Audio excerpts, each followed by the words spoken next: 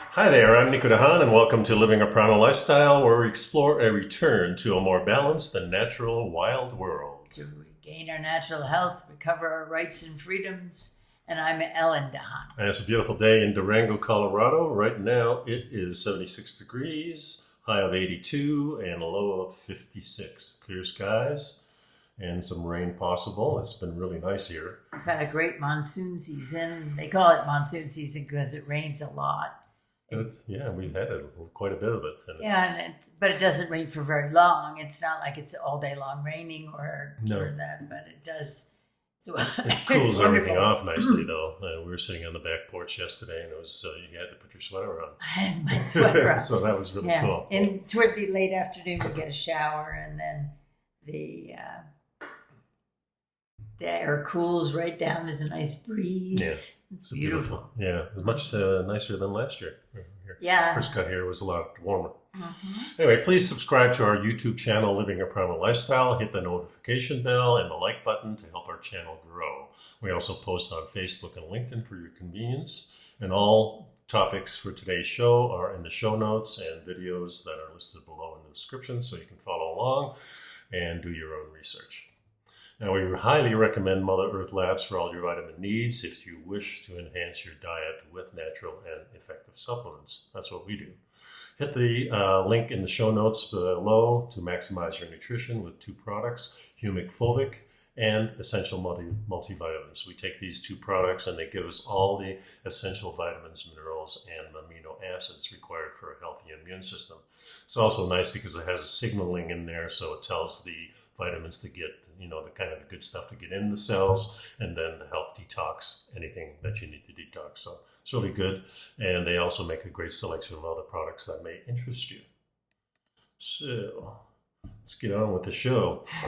So the first three links that are in here are all about the Roe versus Wade and the post-Roe, I guess they call that. And this was kind of interesting. A pregnant woman given the HOV ticket argues that the fetus is a passenger. And this was in Texas.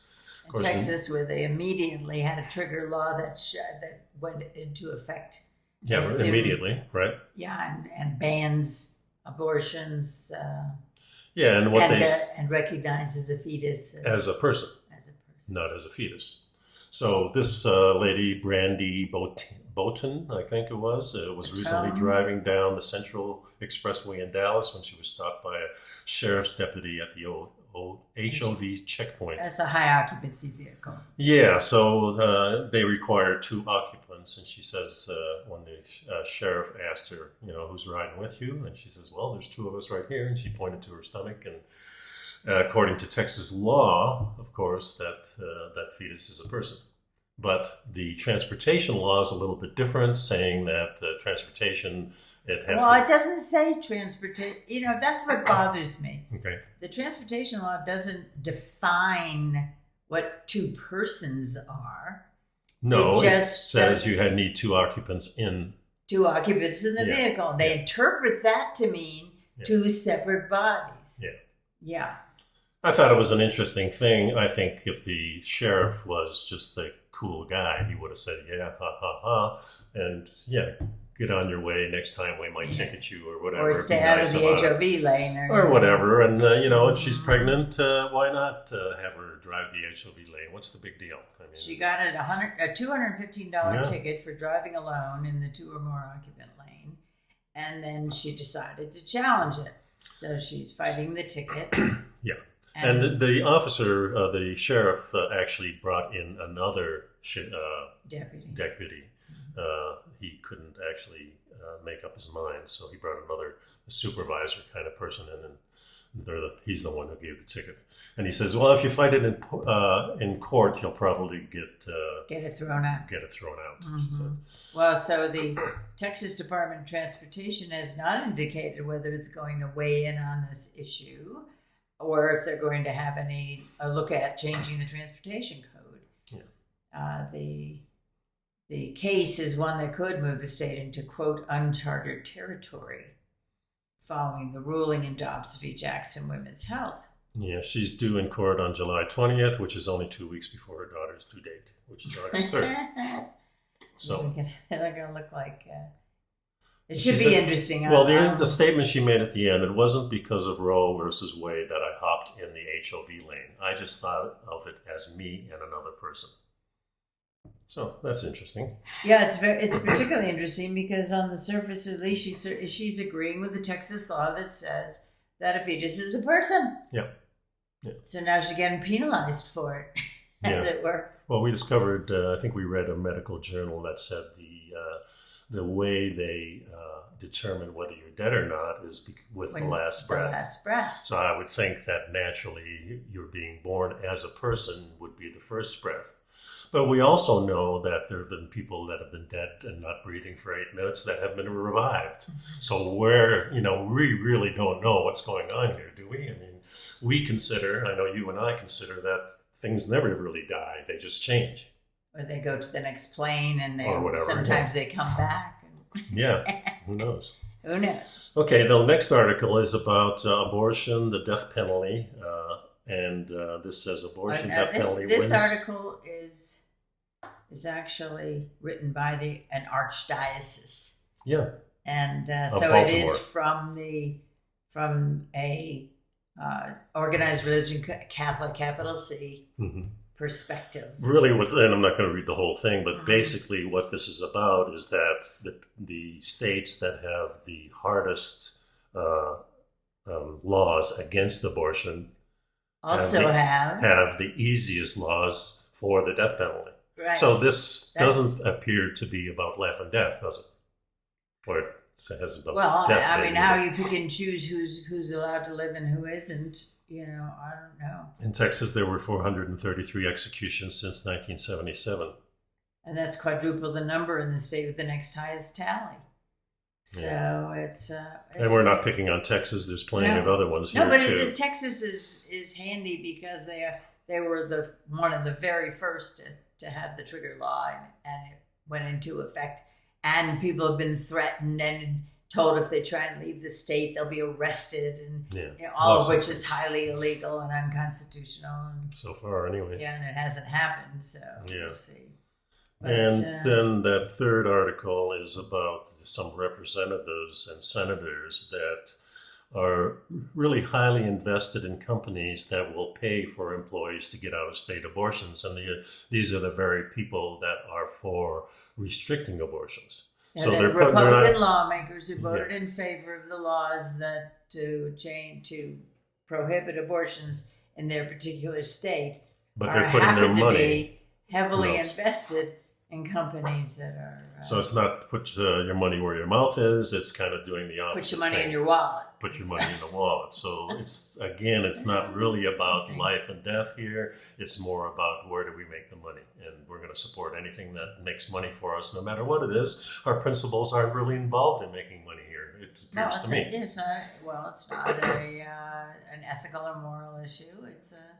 Well, dozens of Republican lawmakers thrilled about the Supreme Court overturn of Roe versus Wade together have millions of dollars personally invested in companies committed to sponsoring abortion-related travel for their employees. Yeah. At least 2 national anti-abortion groups say that like-minded lawmakers should consider dumping their stock in companies that would facilitate employees' abortions. Yeah. But, and they mention a few names here. We're not going to go into that too much. I just thought it's very interesting that this is mostly about either power or money. It's not really about life. And why not just leave the people alone? That these decisions are tough enough, and it's costly upon that. So if you have to travel out of state, it even gets more costly. And if you made a determination that you don't want the baby or there's something wrong with the baby, you've discussed it with your doctor. As far as I'm concerned, that's a personal decision that the government has whether it's state level or county level or city level or the Supreme Court. I don't think they have any business in our life.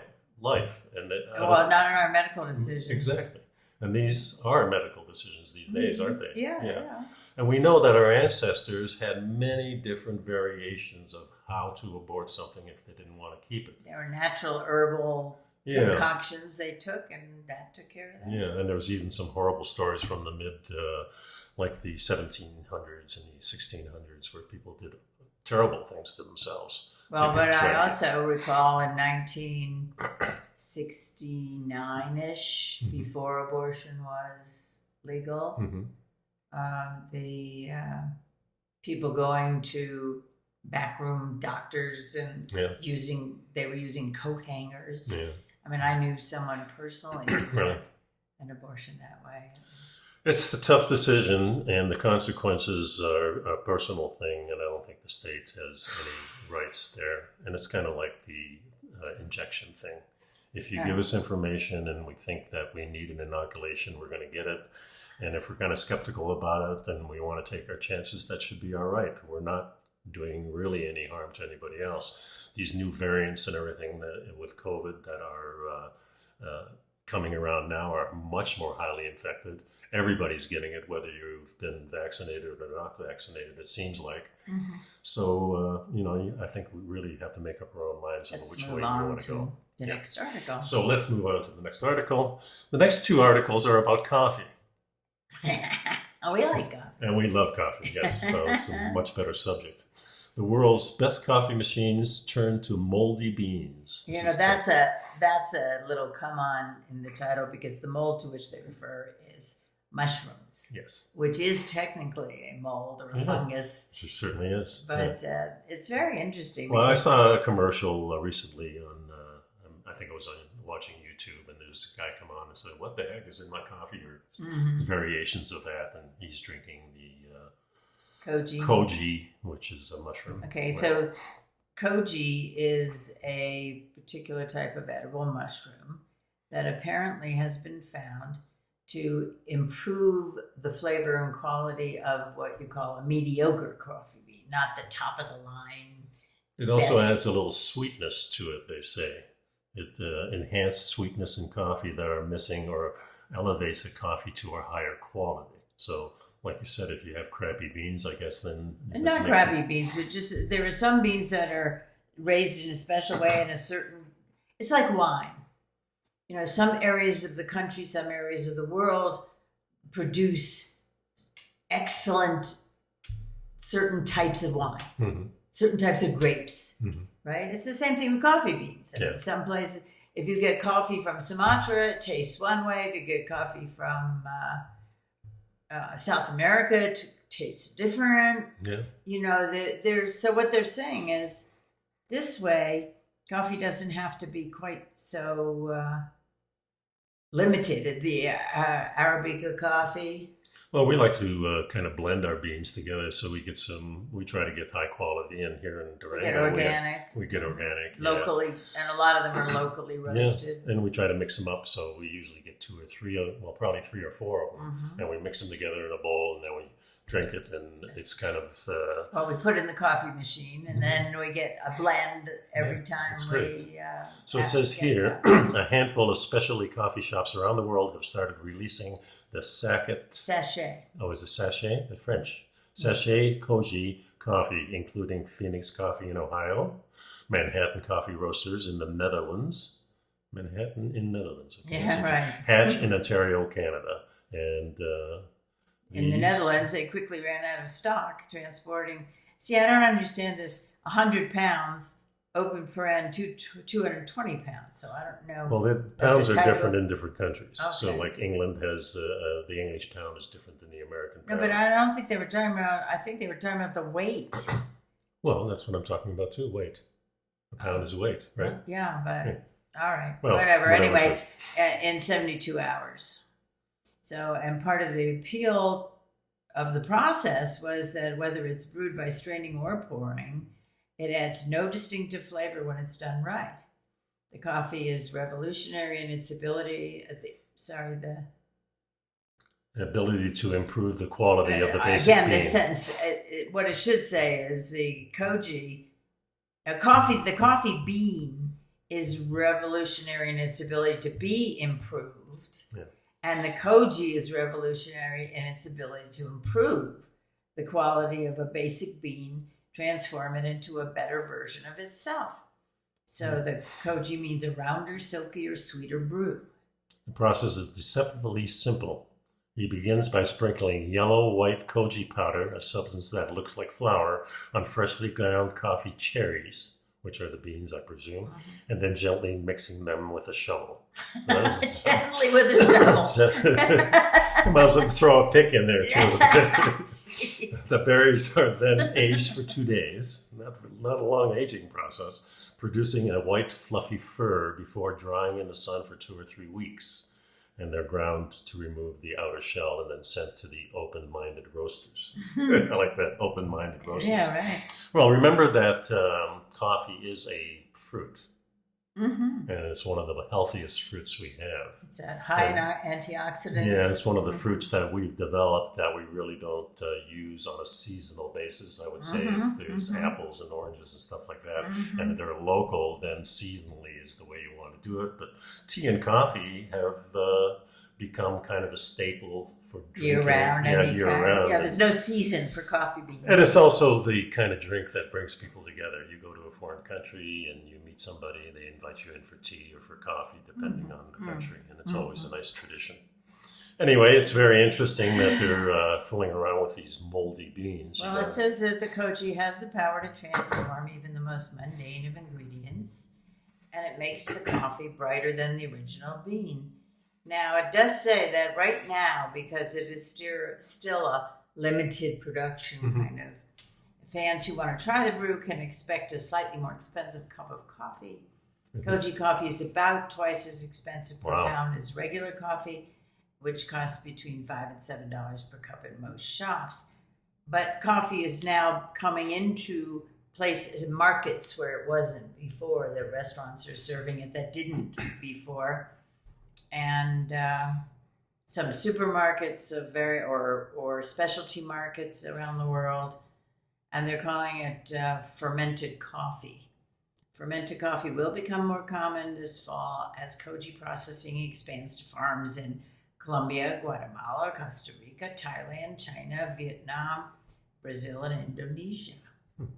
Interesting. Yeah. Next article is why bean-free coffee could be the way of the future. Bean-free? Yeah, in 1869, Sri Lanka is an island country south of India, was hit by the first recorded epidemic of coffee rust that put Sri Lanka coffee empire to its end within just 20 years. The disease spread by wind, and in the following decades reached every coffee-producing country in the world. Has no cure, and rising temperatures continue to fuel waves of outbreaks around the world, particularly in Latin America, which is home to half of the world's top 10 coffee producers. So, and this was interesting because it ties, one of the things that people don't talk about when they talk about climate change is what impact does it have on us what impact does it have on humans? And things, they never get specific about that. They don't talk about what, in this case, we're talking about the coffee crop is being damaged because the coffee rust is spreading, kills the crop, it ends the production of coffee.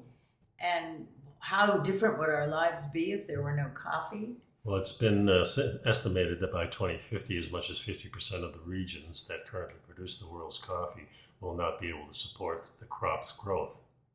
And then as coffee farming gets more challenging and the climate to support it dissipates, the plant's demand is only expanding. Currently, 2.25 billion cups of coffee are drunk every single day. Not to mention the roughly 120 million people who rely on it economically.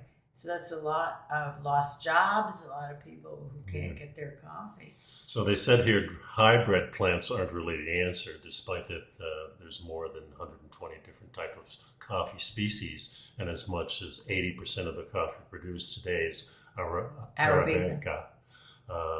And it's really shifted focus on developing new coffee plants, new hybrids. Yeah, so what they're trying to do is find a way to grow coffee plants that are resistant to disease. Kind of like they did with wheat Right. things like that. Yeah. So we've been always messing with our crops to try to improve yield and not taste. always, but Well, I mean, last- I think the first indication was the Romans were messing with their plants to produce it more because the Romans needed the wheat to create the bread for the armies. And that was one of the first things that they could carry with them and not spoil. And even if it spoiled a little bit, it didn't matter that much. You could still eat it. Well, here it says that they're looking for disease resistance, ability to thrive in rising temperatures, and more sun exposure. But what happens, like everything else, the coffee rust will mutate and kind of like the adapt. viruses that we're everything. talking. Everything. Yeah. So they say the beanless solution is the way to go. So So what the heck does that mean? What's a beanless coffee? Yeah, well, we're going to find out here. Yeah. Seattle startup, which is called Atomo, has found a long-term solution that ditches the coffee bean entirely. But to do this, they have to rely on reverse engineered. Yeah. Well, they broke down everything that was in the coffee. All the different chemicals, all the different tastes, all the different things that go into all the stuff that's in a coffee bean, right? And they reverse engineered it into 1,000 molecular compounds. And they were differentiated by what they saw as the drinker's five main components: the aroma, the body, the color, the taste, and the caffeine, of course. So the CEO knew that their vision wouldn't succeed if it wasn't also sustainable. So they turned to upcycling. And upcycling is kind of using something that you wouldn't ordinarily use but can be repurposed for another use, so to avoid the waste. So after identifying what type of plants could produce the same 5 compounds they found in coffee, components they found in coffee, the company partnered with farmers to utilize plant waste and recreated a molecular formula for coffee out of unused parts of plants like sunflowers and watermelons. So the plant compounds were upcycled, converted into the same ones identified in the coffee beans.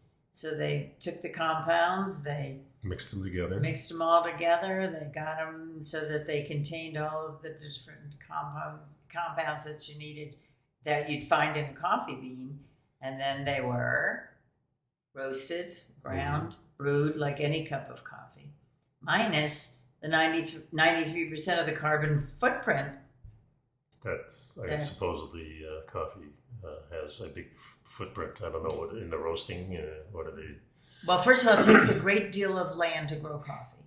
Second of all, it's a monocrop. Yeah. So it depletes the soil and it creates. So that's a problem. And there's all kinds of new things of farming coming about, like vertical farming, indoor farming with lights, and I'm sure we're going to be able to find coffee and grapes and things like that for wine to be able to be grown indoors if the weather gets that bad. That is an option. This particular one they're talking about. No, I like the fact that they're looking at different things and that they're trying to find alternatives. But then I got to the last paragraph. And that was very disappointing to me because it's cold brew. Yeah. It's cold brew. So you can't heat it up? I mean, it just says cold brew. Well, that's probably just it's the beginning of things. You can't make it hot because it may change the taste. Changes the chemical reaction. Right. So, I'm sure they'll find a way to do that too. As far as I'm concerned, we're going to stick with our coffee. I hope right now, anyway, yes. Next article. Microplastics detected in meat, milk, and the blood of farm animals. So we've talked about this endlessly. Microplastic contamination has been reported in all those things, as well as the blood of cows and pigs on farms.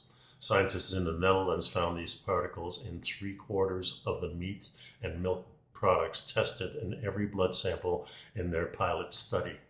They also found the contaminants in every sample of an animal pellet feed that they tested. And that indicated to them a potentially important route for the contamination. The food products Yeah, go ahead. were packaged in plastic. So, Which is another possible route. yeah, and then the Because of the leakage in some it plastics. seems to leach out of the plastic Yeah. in micro doses. The researchers in the Netherlands reported microplastics in human blood for the first time in March, and used the same methods to test the animal products. Yeah. So the discovery of the particles in the blood showed that they could travel around the body and may lodge in organs. Yeah, the impact on human or farm animal health is yet unknown, but researchers are concerned because microplastic cause damage to human cells. In the lab. Yeah, so if it's causing damage to human cells, I would say it's probably not healthy. I mean, it's a pretty good sign. Yeah, I think so. Excuse me. High amounts of plastic waste are dumped into the environment, and microplastics have contaminated the entire planet. From the summit of Mount Everest to the deepest oceans. Oh, yeah. That's That unbelievable. sounds like a song. People were already known to consume the tiny particles via food and water, as well as breathing them in. So the pilot study was conducted to assess whether the microplastics were present in farm animals, meat, and dairy. And then, of course, if it is, and we're eating the farm animals, Then it's in us. Then we're also getting it, and it could be even a more concentrated dose, because just like when you get the mercury in the fish, the one at the top of the food chain is the highest concentration of mercury. Yeah. Yeah. It just goes down the chain. I mean, that makes sense.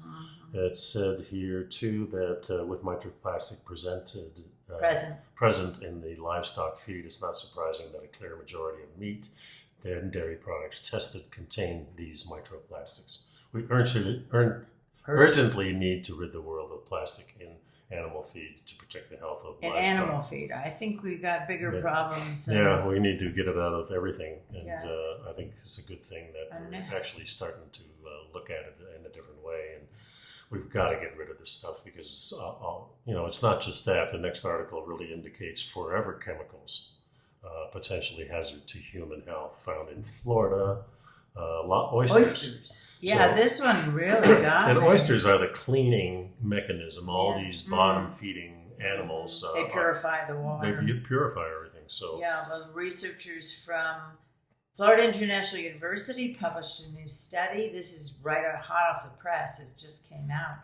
The mollusks from Biscayne Bay, which is off of Miami, Marco Island, which is off of Fort Myers, and in Tampa Bay, and Tampa Bay, which of course is Tampa and St. Petersburg in that area, have contaminants known as perfluoroalkyl and polyfluoroalkyl. PFLs and PAEs. PFAs and PAEs. Well, those are the phthalate esters. Yeah, PAEs are man-made chemicals that don't break down in the environment. All of them. PFAs. Yeah. Are man-made chemicals, so they don't break down in the environment. And they're found in a range of industrial goods, including cosmetics and non-stick cookware. Well, there's been lots of conversation about non-stick cookware because when you stir it with a spoon, the little bits come off and get into your food. Yeah, and of course you can scratch it easily with some utensils. You have to use specific utensils. So of the 156 oysters that the FIU researchers studied, every single one of them had these contaminants. Yeah, according to the EPA, the Environmental Protection Agency, these PFAs have been found in the blood of people and animals across the world. And studies show that some forms of the PFAs can be linked to harmful health effects. Yeah. And, researchers really say that means that Biscayne Bay is likely so contaminated that the oysters there are being bombarded with high concentrations of these compounds. The oversaturation in the water is making them accumulate contaminations much more quickly. I wonder, where are they coming from? Did they say in this article? Well, I think it leaches into the ground. Remember, Florida, the hills are really the dumping grounds. These are all those landfills and everything like that. And sooner or later, these landfills do, even though they have protected barriers on the bottom, you've got to think that with the heavy rains in Florida, some of that is just leaches Leaching out it, yeah. over the whole thing, and eventually it gets into the waterways. And of course, we've been using the waterways as dumping grounds for years. Not only that, but I remember when we lived in Florida and you go boating, people, especially in the 70s and the 80s, were just throwing, empty beer bottle, just throw it in the ocean. And it's so big, it's not going to show up, That was the mindset. And even now, if you go down the highways, we've been commentating to each other about the trash that's on a lot of the highways. I mean, certain states do a really good job of picking this stuff up. Well, yeah, adopt a highway kind of programs in different states. But where were we in? Where were we just recently that we were? That I noted that the. I think it was going through Utah or just going. Yeah, I don't know. I don't know. I don't Anyway. remember either. But the thing is, people throw trash around. They just don't really care about it that much. Well, they don't realize. They have no idea what the impact is. And the article does go on to say these chemicals have also been found in fish, dairy products, food packaging, fire extinguishing foam, and even in the air. And researchers have also found that more than 200 million people in every U.S. state could also have those toxic chemicals in their drinking water. Yeah, so if you're drinking from the tap, probably not a good idea anymore. We stopped that quite a number of years ago. 25 or 30 years ago, I'm sure. I've been drinking actually distilled. And we were drinking distilled water for a long time. Yeah, because that's processed and it's the only one that is actually... Yeah, everything's out of there, and we take enough vitamins and minerals that anything that might be in there that's good, we compensate for that. But now I have actually been drinking bottled water since 1969. So I stopped when I was doing macrobiotic cooking and stuff like that after college. Yeah, I think for me, it was a matter of each place I moved, the tap water tasted worse and worse. So that's another thing for sure. Yeah. So if you've been drinking bottled water for a while, or distilled water or whatever, good purified water, now we purify it with a high concentrated filter that also spins it like a vortex, the way kind of a waterfall. It adds oxygen. Remember we talked about this guy who poured a dish of his mountain water into a dish for his dog, and the dog went and drank out of the toilet. And the whole conversation was really about the type of vortex that water naturally has. In a toilet. And because the toilet spins, the dog, and this was his thought, that the dog recognized that natural electrical process was in there, and that it was much more important than the water from the mountain stream that was sitting in a bottle for who knows how long. Yeah, well, so it's an interesting thing that we really probably still do not know conclusively what's the best water for us. We know that if we go in the mountains and drink from a stream really high up, probably that's really good water. Down in the valley, maybe not so much, because it depends on where it traveled through to get exactly. Yeah. But a particular note here, just as a side note, the end of the article, it says that the EPA has also noted exposure to certain levels of these chemicals can interfere with hormones and lead to fertility issues, developmental delays in children, and an increased risk of cancer. No. Now, there have been problems with young women getting pregnant for years now. Yeah. And also marked increase in developmental delays and in autism and other developmental diseases. Yeah. And a lot of people think that the onslaught of the chemicals over the last 50 years and maybe the last 100 years have contributed to our decline in health and the abnormalities that seem to persist. And it's not just, the autism, it's a lot of other things. Oh, yeah. I'm just saying there's an awful lot of illness and disease that didn't seem to be around even 50 or 60 years ago. Yeah. Well, I guess it's about more like 70 years ago now. It's still since the 50s. It still boils down to the money. These are money making things to get you into the hospital, to get you to be taking drugs, to combat some of these things. Wait a minute. That's my own opinion. Wait a minute. Okay. That's Am not. I going off the deep end? Yeah, you're going off the deep end there, because Well, I think that what sometimes. really is even more fundamental than that. Mhm. Yes, making money is a primary goal of corporate America. No It's doubt the about number it. one goal. For Number sure. one goal. Primary. Yep. Number one. Number one. All right. However, what we've got here is a blithe disregard for unintended consequences. That too. And Yep. so people are not thinking through, okay, this is great. We have this plastic bottle. Okay, this is wonderful. And you can't break it, and you can drop it if you accidentally knock it over. It's not glass. It's not glass. And then people started having bottles in their cars. They close up the car. They get out of the car for a few hours. The temperature in the car gets to 140 degrees.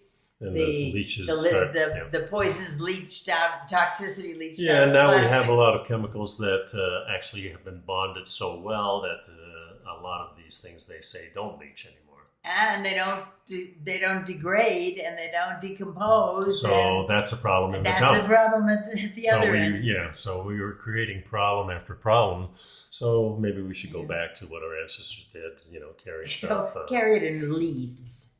Well, not leaves. I'm not saying that. Let me get some dirt and pack my lunch.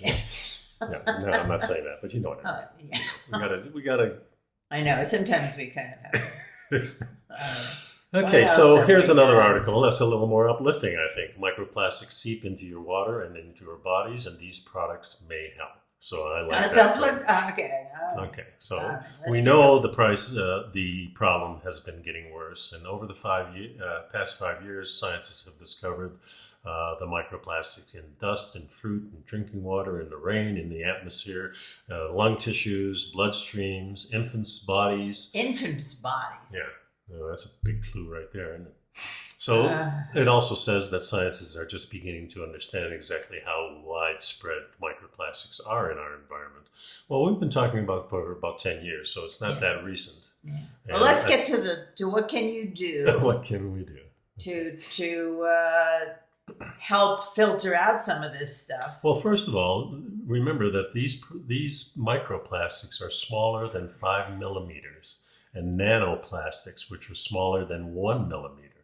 These particles may be small enough to enter cells and disrupt, and that's really what we're talking Cellular about. activity. Yeah. So in studies with rats, microplastics were found to cause inflammation in the small intestines, low sperm count, and smaller babies. And we see at least the low sperm count is prevalent in our society, right? Yeah. I mean, people are having trouble getting pregnant. Mm-hmm. Mm-hmm. All right, so let's look at some of the ideas they came up with. Here are some tools already on the market worth considering. First one, water filters. Yeah, so they say microplastics have been found in drinking water, and some states are taking steps to filter, to put in filtration plants in their, make sure that the filtration plants are actually taking out the microplastics just like they do with the other pollutants. But there are home water filters, and there's also a faucet filter that promises to filter microplastics from your tap water. Yeah. Just do a little research. And Well, see most what's good. filters are pretty good at taking out small contaminants that are a lot smaller than the microplastics. So if you're using any type of filtration system, probably the plastics are taking out. They have a collection from a company called Life Straw, and we have a couple of those in our truck in case we get stranded somewhere and we don't have any water. We have the 2 Life Straws that we can draw from. We can get water from a stream and be able to purify it As we drink it. Yeah, so those are nice. Yeah, but then we have a filter for our drinking water, which is, we have 2 filters actually. The Thera H2O filters.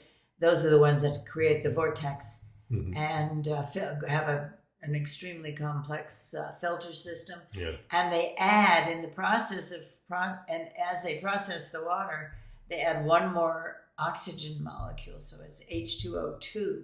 Right.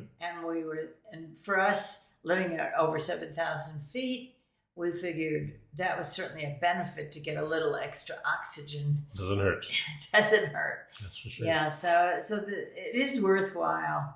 And we also drink smart water, which is a purified water with electrolytes in it. Yeah. Which I like. So the second thing is what you can do is air purifiers. During the pandemic, people bought air purifiers in the hope that would filter out the virus particles from COVID. These are smaller actually than 0.125 microns. So really small things. So air purifiers do work. And we certainly have one in our house here.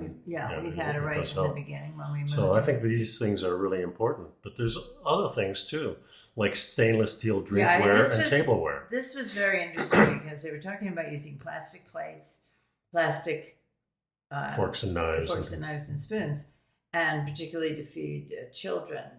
Children's tableware made from a hard plastic so it can't break. Mm-hmm. What they're saying is, the plastic itself can be a problem because it sheds tiny microplastics as they degrade. It leaches chemicals into the food. So they're suggesting that you can serve the food on regular ceramic dishes, or if you're worried about breakage, that stainless steel is a good bet. You can't put it in the microwave. Which is good too. Yeah, 'cause that's a whole different story. Yeah, exactly. but it is dishwasher safe, and there are a number of brands that are now making stainless steel products for kids. Yeah. Planet Box and Bentgo make lunch boxes for all ages.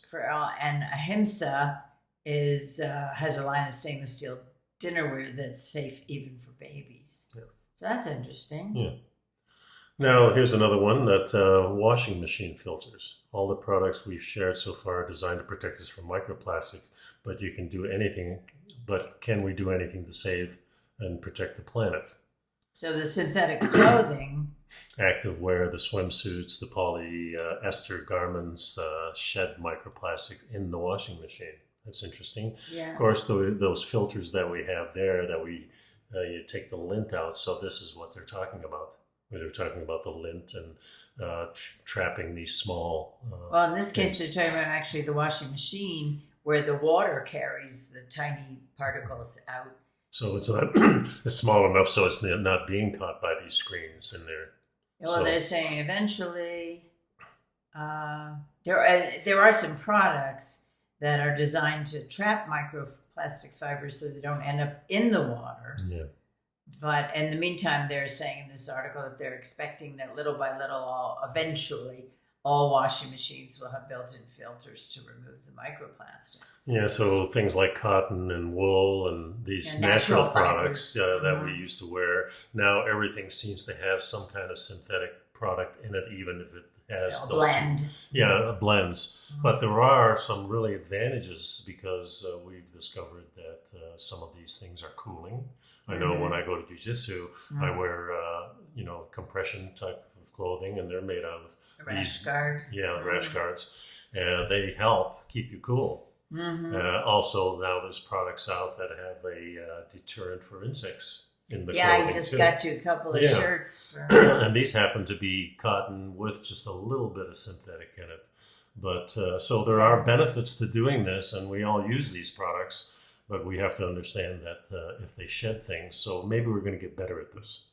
Yeah. Electrolux has released a washing machine that traps nanoplastics. So, that's one, Yeah. All right, so in the future, he says, it's fine with all these creative new solutions, but in the meantime, we should also be looking at natural ways to filter out this stuff.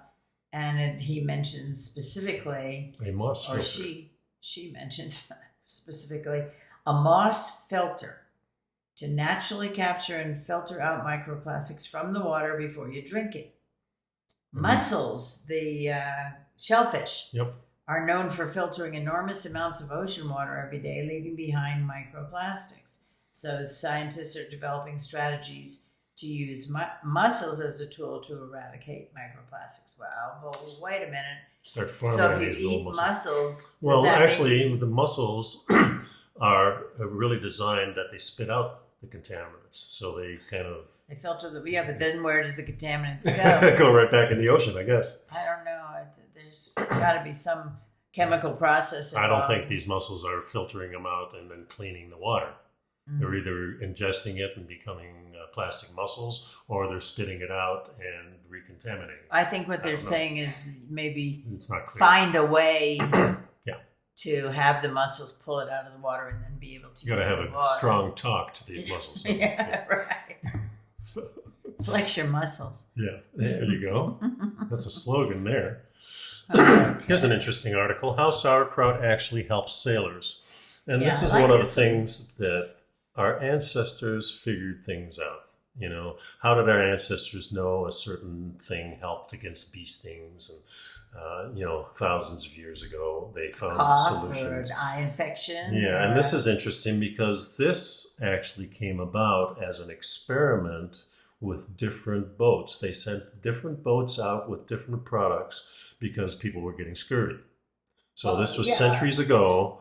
And where was this? Scurvy was a really serious problem because people were, what they say here.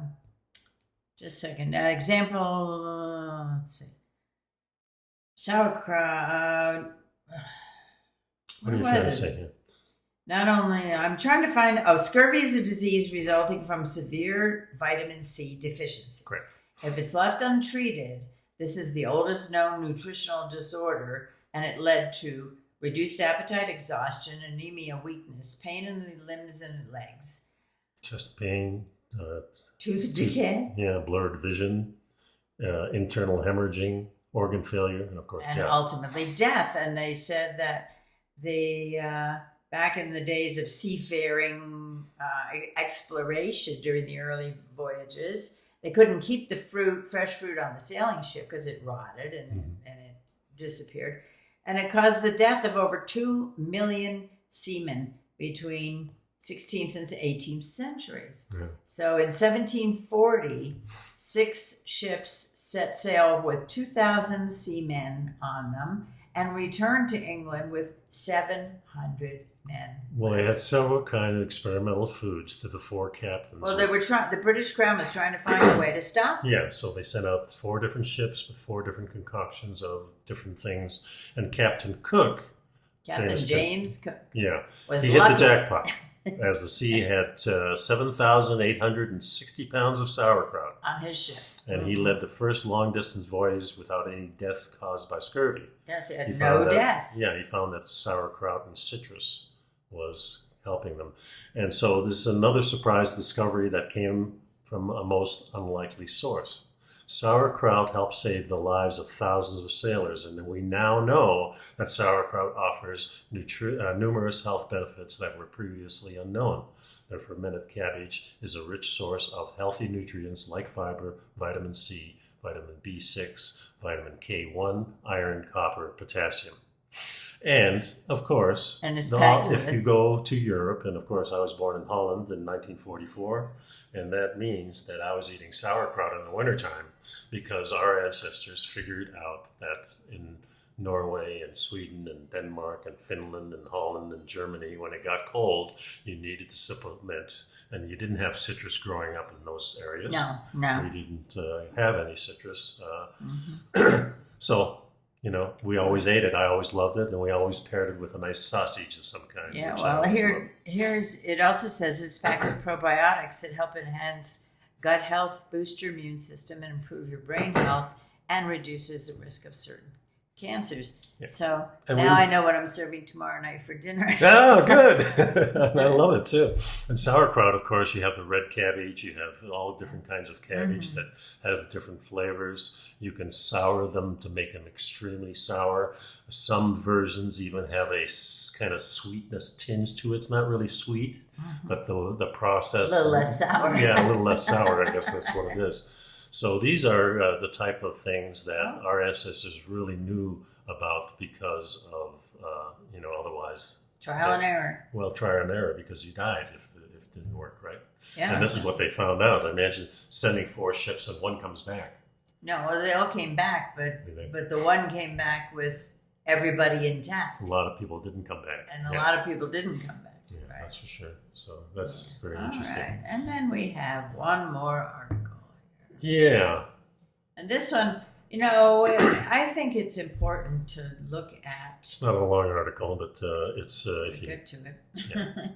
It's interesting to me to see how many different ways people are creatively looking to reuse or reinvent regular things that we use all the time. Yeah. With an eye towards making them more eco-friendly, more sustainable, more helpful to the earth. Well, think about in the old days, you probably had to get rid of your trash on your own property if you had a few acres of land. And I think that's really the key. If everybody was mandated that you can't get rid of your trash on the dump, you have to create your own little thing. People would find out lots of great ways to get rid of just normal pollutions. Now, here we're talking about a toilet system that aims to reduce greenhouse gas with natural sanitation, and it also brings fertilizer into it. Well, it creates a fertilizer that can then be used on the fields. Yeah, and so you think human waste is really not no, used. if you don't process it, you'll end up with E. coli and all kinds of problems. So there's a Hong Kong-based eco-friendly toilet system provider that has developed a natural sanitation solution that prevents the formation of greenhouse gases from human waste. And it was set up in 2019, uses a patented sanitation solution that doesn't use water or chemicals and turns the human waste into fertilizer. Yeah. They call it a deadlet. Deadlet. It's a dehydration toilet, uses wind, solar heat, and gravity to separate solid waste and urine. Yeah, and then the toilet's ventilation system then uses natural airflow to dehydrate the human waste, evaporate the urine, and that process also gets rid of the odor. After fermentation, the remaining feces and urine can then be reused as fertilizers in fields for farming. Yeah, the process does not result in the emission of any greenhouse gases such as methane. And of course, we've talked about methane in a few different ways. Yeah. And it's 25 times more potent than carbon dioxide. This system is designed to be cleaner than other forms of waste disposal. In rural villages, it's common for human waste to be flushed into a septic tank and stored for long periods of time, where a chemical reaction in the enclosed space causes methane, nitrous oxide, and other greenhouse gases to be released. Is eventually removed when a suction truck takes it away for treatment. And then it goes through a whole different process. Right. Of course, in cities and things like that, we have the sewer systems that take it to a processing plant that does things. I don't even want to know what happens. So that's for table discussions here. The team in Hong Kong has so far set up 10 permanent eco-toilets in remote areas of the city, including county parks and near farms. There's an organic farm in Tai Po. And the toilet can also be rented for use on construction sites.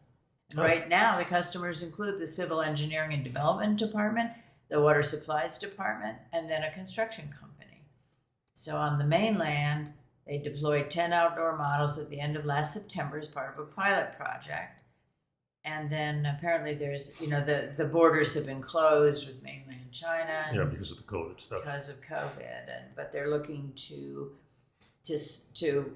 go ahead and distribute the product as soon as they can, hoping to bring the solution to other rural areas and ecotourism spots in Western China, as well as remote areas without access to a ready water supply, because that is a problem.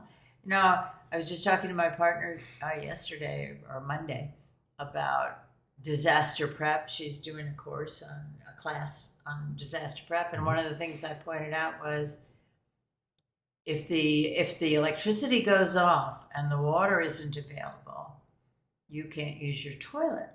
Mm-hmm. That's why they tell you to fill the bathtub. Fill the bathtub, right. So it's interesting. We don't think about, there's always a way to get some water, it seems like, but... It's harder here in Four Corners area than it would be in Florida. Right. Yeah. So, Larger corporations are leading the push to adopt and improve their ESG particles. But along the supply chain must also adopt these practices in order to survive. So, okay, ESG is environmental, social, and governance disclosure requirements and that have been promulgated in China. On June 1st, a new set of ESG disclosure standards came into effect. And so they're looking for, that's why the larger corporations are looking for assistance. Anything they can find that will help. And interesting. Yeah, it's an interesting article. They have some pictures here of some of the stuff they can transport, apparently. The eco-friendly toilets, where they can bring them to sites.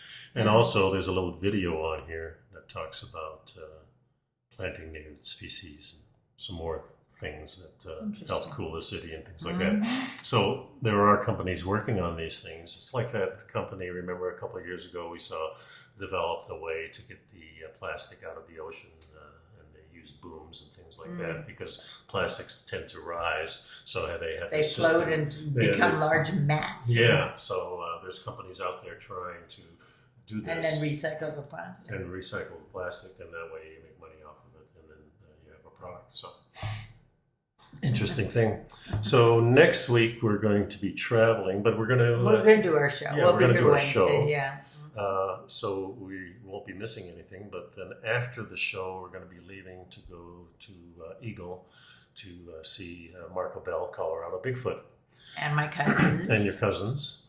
And so it's going to be nice. I always enjoy going to see Marco Bell and see what he can bring me as far as the Bigfoot stuff. And this will be the 7th year, I think, that we're gone. Yeah, we have to figure that out. It's an amazing thing because I never really had a belief in these things. But when I started seeing curiosity. I had a curiosity about it, and I really wanted to see what it was like to go into these areas that he was describing on his channel. And the nice thing about Mark, of course, he talks quite a bit, so you get a framework of actually what he's seeing and what he's thinking. So he describes everything, and some of it, whether it's true or not. But you can't. Well, it's true in terms of he's looking at something. Yeah, well, it's true that these structures are amazing, and we'll bring you some pictures and some things like that. We'll be posting some videos on the channel too, and we have some in the past that you can look up on my channel, nicodehaan, and they're always there. The amazing thing is when you go into the territory, things get quiet. You can almost feel like you're being watched. And when you see these massive 100-foot, 85-foot trees being bent and being squeezed between other trees and made into arcs and things like that, no person can do that. And when you're on top of the hill, if you're at the bottom of the hill, you can think, well, snowfall did this, heavy snow, you got 18 foot of snow on there. It can do lots of things when it's melting. But when you're on top of the hill, it's a little different. And also those trees that are on top of the hill usually are brought in, so you don't see the roots there. If you're above the tree line, you're in the pine forest. The pine forest, and you'll find aspen trees that have been brought in and made into these structures because they don't grow there. And then the other thing that you feel, of course, is the presence of things going. You see the trees shaking, you hear the hooting, you hear the whistling, sometimes rocks rolling next to you from where we don't know. Well, the point is that you've had a lot of experiences in the... and it's a fascinating journey. And at the very least, it's a lovely walk in the woods. It's a great walk in the woods, and usually it's the day I go with him. Without Ellen, it's pretty treacherous because we go up and it's some pretty extreme. Yeah, you're going way up the hill, and it's very extreme, and we get a great workout. So we're really looking forward to that, and we want to share it with you. And we don't expect you any reaction. We just want to share it with you. It'll be available on the channel. And look up Colorado Bigfoot and watch some of his videos. In the last few days, he's been really showing quite a few things, so it's very interesting. Anyway, that's our show, and we'll be back next week for another show, and we'll dig up some articles and kind of deconstruct them and tell you what we think, and you can think what you want too. That's the nice part about it. And be well. Yeah. Take it easy. See ya. Bye-bye.